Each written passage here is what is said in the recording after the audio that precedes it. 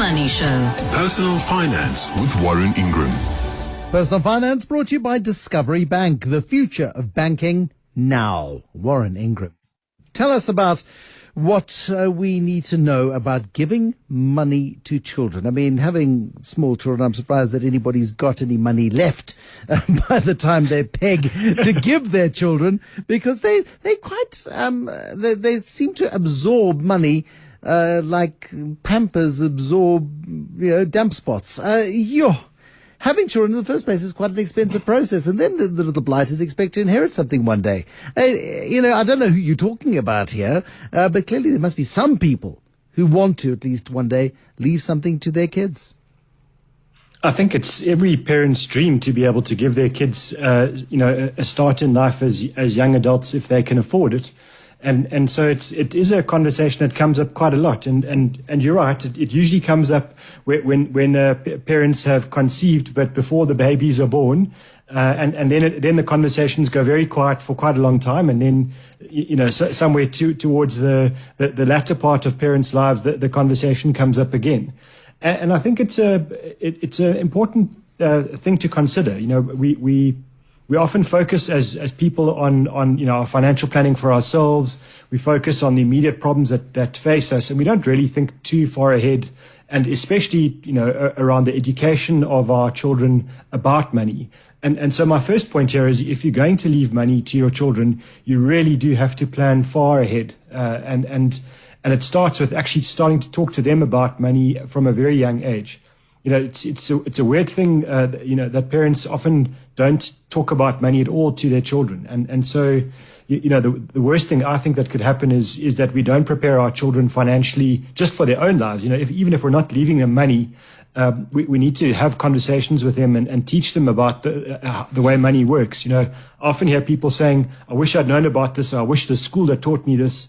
And it's all good and well to expect the school system to teach us these skills, but I feel they are life skills, and I feel there are conversations that should be had by parents, with their children from very young, starting with pocket money and how you save, and then as they get older, starting to think about their role as potentially custodians of the family money. I think that's it's an important thing. You don't want your kids to inherit money one day when they've had no concept of what to do with it and how to deal with it, and suddenly they inherit, what in their lives might be an enormous amount of money that actually could ruin them. And it sounds funny to say that, but money does ruin lives if you inherit and you've been financially unprepared for it. It's a nice problem to have, to be able to leave your kids a sizable amount of money, or any amount of money, quite frankly. And I wonder whether or not parents don't have the money conversations in the same way as they don't want to have the sex conversation. It's kind of awkward. And they sort of are maybe embarrassed by their own lack of knowledge when it comes to money. And they don't want to be challenged on money decisions perhaps they have made, because their kids will say, well, you're talking to me about investing. You talk to me about tax-free savings accounts. So have you put money into a tax-free savings account for me, Dad? It's like that advert from, I think, World War I, with a child sitting on the floor saying, so what did you do in the war, Dad? And Dad didn't fight, and he felt all sheepish about it. I wonder if it's parents sort of taking out their insecurities on their kids. I think it's a really strong point. I think sometimes the parents are just embarrassed because their financial position is tough, and they don't want to make their kids afraid or burden their children unnecessarily. Or, as you say, it's just a very awkward conversation. But I think being awkward about something, unfortunately, is not good enough reason to avoid, an important part of someone's education. And I think maybe that's the way to look at this, is that you're doing your children a major disservice if you don't prepare them for the world of money. And a tax-free savings is such a wonderful way to start a conversation like that, to say, well, we need to start this for you, and let's get going, and what every month or every 6 months, talk about what's going on, how that tax-free is working, when markets are rising, what that means, and when markets are falling, what that means. And I think just starting to prepare children, for money it's just such a critical phase and part and parcel of their upbringing, that I think parents, maybe should adjust that attitude if it's one of awkwardness or embarrassment. And even if you're having financial difficulties, it doesn't mean that you need to burden your children, but talking them through, the trade-offs that we need to make around money to say, well, we'd love to spend money on this, but unfortunately, that means we would need to sacrifice something. And what are we collectively going to do around that? So I think it's a great education tool, by parents, and it's just not a conversation I think that teachers can have, for example, with their students. These are great conversations for parents and grandparents to have with children. And I also think as you get... Sorry, Bruce. It's about managing expectations too. If you'd started a tax-free savings account for your child in April last year, they're going to think that every year their money will grow by 30 to 40%. And it's about managing those expectations, because when it doesn't, and they then get despondent about the way in which markets are performing, or suddenly there is a crash, or you'd started the tax-free savings account in January last year, and in April their money had almost halved in value. That could have been quite damaging as well. And so it's about sort of, I think, a lot of active coaching before you start committing the money and saying, this is what a stock market is. This is what a company is. This is what a share is. And you buy shares in companies, and if they do well, it goes up. But if, somebody sneezes on somebody getting onto a plane in China and it goes around the world, well, then you can lose a lot of money. And trying to explain it in those sorts of terms is absolutely pivotal. Because kids, depending on their age and their ability to look at graphs, don't give a damn about the fact that, there's a JSE graph that starts 50 years ago in the bottom left-hand corner, is now in the top right-hand corner, and it's done very well over 50 years. Thanks very much.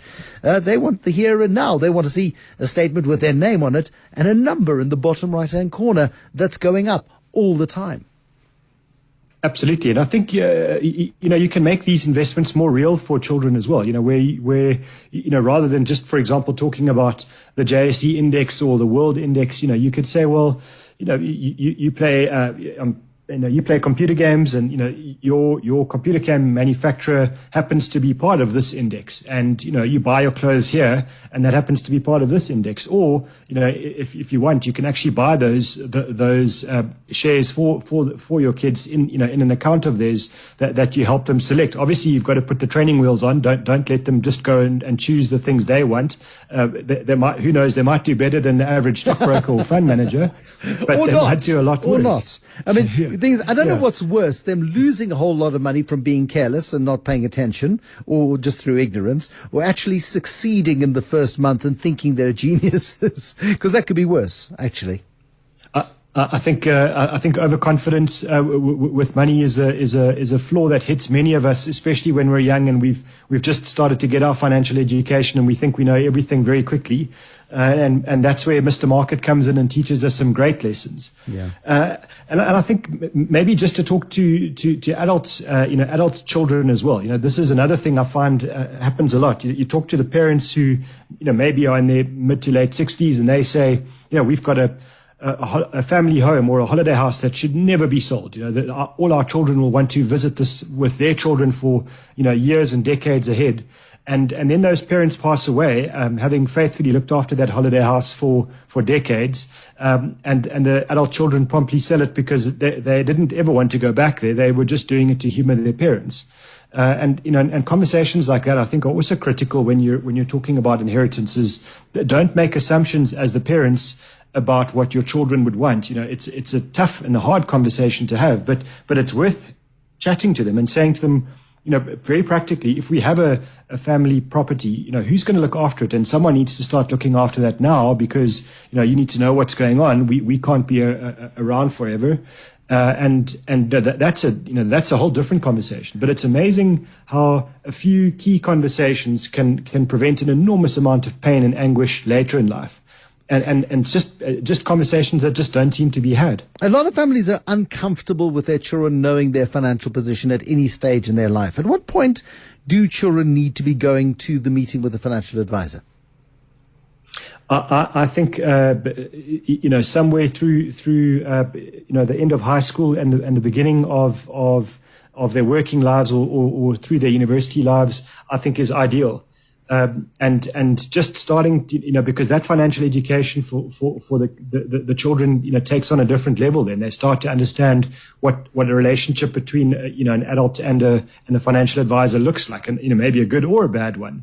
and some of the more difficult conversations. And I've seen it happen sometimes where the parents use the financial advisor as a referee, around decisions and, sorry, we can't do this because the advisor says we can't afford it. Those kinds of conversations. So the advisor's hiding under the table. Yeah.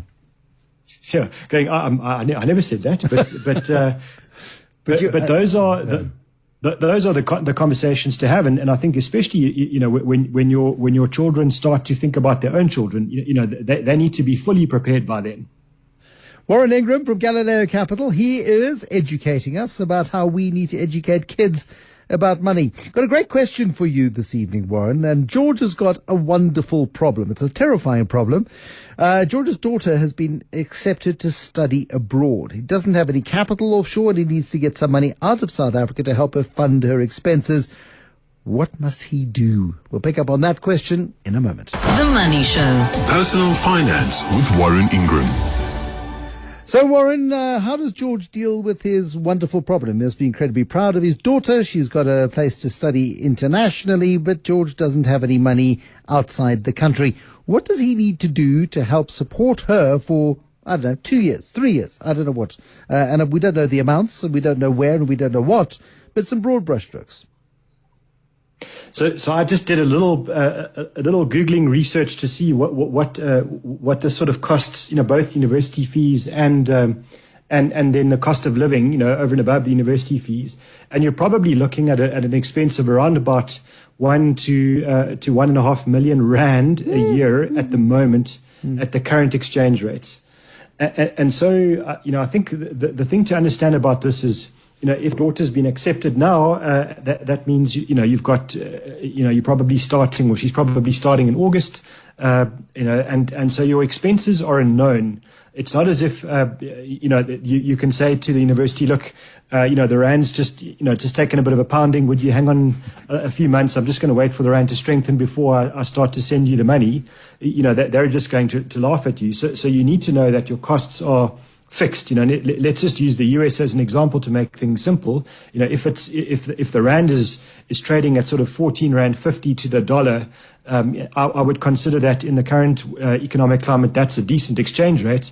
Then I would be trying to convert as much of the future expenses to dollars as quickly as possible, because you don't want to be in a position where we get, for example, some major reoccurrence of COVID and it causes the world to get, deeply fearful again, and we're sitting at 20 to the dollar next year, and that's the point when you need to send your money out. So when the rand is strong, and as it is now, then I think you try and get your money converted to that foreign exchange rate as fast as possible. And then, unfortunately, you can't be that fancy with it when it's on the other side, because if your expense is going to be once a year for the next 3 years, then you can't invest it in shares or even a balanced unit trust overseas. You unfortunately need to just lock it in to the best interest rate you can, which is going to be pretty close almost to zero, unfortunately. Yeah. Yeah, but you've protected yourself from the event of a rand collapse where you suddenly paying 30% more just because you need to convert that much more rands to get the same amount of dollars. Yeah, it's a real concern for a lot of families, I think. I mean, bright kids, and they want to expand and they want to do stuff that's not available locally, or they may not get into the courses they want to get in locally, and so parents, then stump up. And it's a big, big ask, and it's very, very significant. Your phrase of the week, this is an interesting one. Donations tax. Who pays donations tax? So the person who makes the donation. So in other words, let's say I'd like to leave some money, to my favorite barista at my office, and I decide for a I'm moment going to... I thought about my favorite radio presenter. No, but that's okay. Barista, fine. Okay. So I decide Fulu at my office, my barista, he would do really well with some money for his future expenses, or to set him up for a deposit on his house, or whatever the deal is.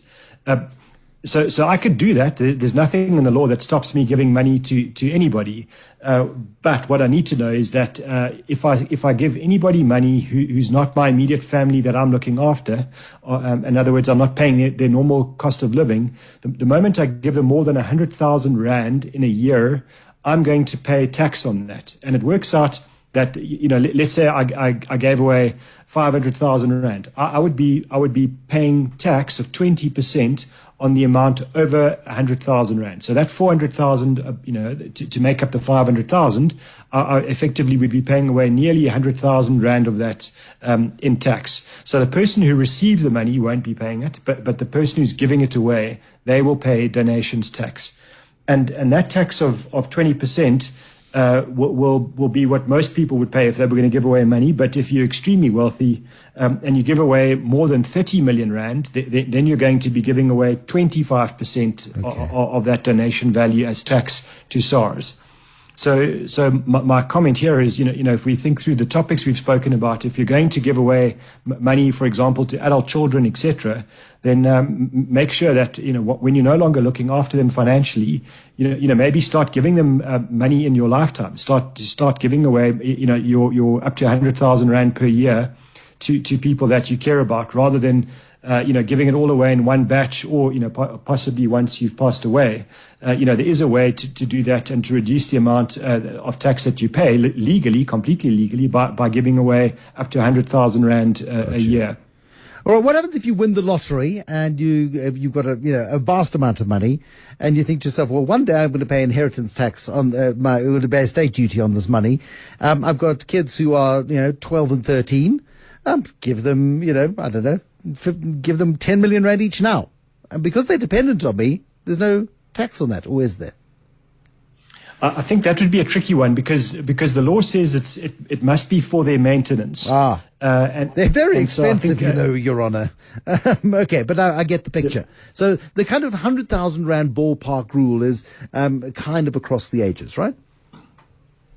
Exactly right, and certainly, it's just important to know, if there are two parents in the picture, then each parent can give away 100,000 a year as well. So you end up being able to do 200,000 a year, and certainly I don't think SARS would give anyone a hard time for doing that.